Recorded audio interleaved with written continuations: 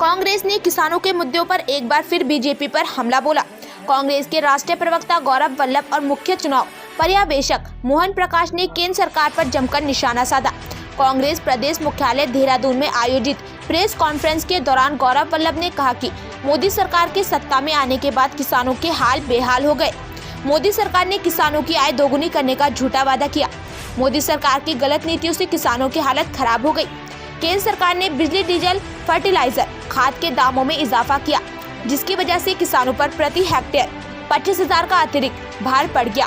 गौरव वल्लभ ने कहा कि भारत के प्रत्येक किसान की औसत आय मात्र 27 प्रतिदिन के हिसाब से है, जबकि प्रत्येक किसान पर 74,121 रुपए का कर्ज है। वहीं पशुपालन करने वाले शिक्षकों की आय 16.24 है। अब केंद्र सरकार बताए कि जब उनके पूंजीपति मित्रों की प्रतिष्ठा में इजाफा हो रहा है, तो आखिर क्यों भारत का किसान बदहाली का जीवन जीने को मजबूर है। से लूटा इंश्योरेंस प्रीमियम, और इसका भी आंकड़ा इस किताब में आपके सामने, किताब में भी लिखा गया, आपके सामने बड़े संक्षिप्त में रख रहा हूं। किसानों से किसान फसल बीमा इंश्योरेंस के नाम पे 21,450 करोड़ रुपए लिए गए और 2016 से 21 के मध्य इन सारी निजी कंपनियों ने 30,230 करोड़ रुपया प्रीमियम से कमाए। यहाँ पे भी किसानों का पैसा उनके काम नहीं आ रहा, वो निजी कंपनियों में प्रीमियम में वो कमा रही। सातवां बिंदु, बात करी एग्रीकल्चर इंफ्रास्ट्रक्चर फंड बनाने की 1 लाख करोड़ रुपया देके, और उसमें उसका सच ये है कि दिसंबर 2021 तक उसमें से मात्र 6,098 करोड़ रुपए का लोन स्वीकृत किया गया और उसमें से मात्र 2,071 करोड़ रुपए जारी किए गए। यहाँ पे भी किसानों के साथ धोखा।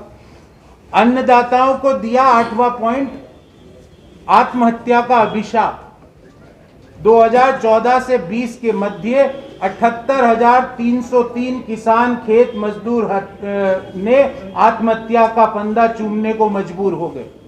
78,303 farmers had committed suicide from 2014 till date. यही नहीं, किसानों की आय दोगुनी करने की घोषणा तो करी, मगर वर्ष दर वर्ष किसानों के साथ कुठाराघात किया गया और 380 दिन से ज्यादा दिल्ली की सरहदों पर किसान बैठे रहे तो उनका सिर फोड़ा गया। उनकी बात कहता हूं आदरणीय साथी, वो तर्क के साथ कह रहा हूं। आप एक तो हत्या ना बोले या आत्महत्या, तो मेरा आपसे एक ही गुजारिश है कि जो यूपीए के दौरान जो किसानों की स्थिति थी वो आज बदतर हुई है, खराब हुई है। एमएसपी का मैं आज जैसे आपको उदाहरण दूं आदरणीय साथी, तो अगर एमएसपी की बात करें तो यूपीए में 2006 से 14 के बीच गेहूं में एमएसपी 87% बढ़ी, अरहर में एमएसपी 205% बढ़ी, मसूर में एमएसपी 90% बढ़ी।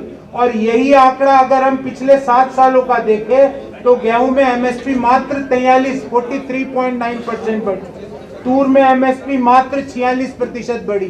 तो हमने एमएसपी को भी बढ़ाया, एमएसपी के दामों को भी बढ़ाया, एमएसपी के दायरे को भी बढ़ाया।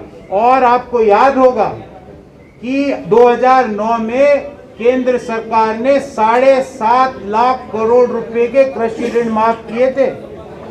जो दिल्ली में केंद्र सरकार जब यूपीए की बनी तो पहला काम किसानों की कर्ज माफी का किया था। तो ये सारा हमारा इतिहास है, हम धोखेबाजी नहीं करते साथी, क्योंकि हम ये नहीं कि यहाँ कुछ बोल दिया, बरेली में कुछ बोल दिया, टेलीप्रॉम्प्टर में कुछ चल गया तो कुछ और बोल दिया। ये टेलीप्रॉम्प्टर वाली राजनीति नहीं है कांग्रेस में।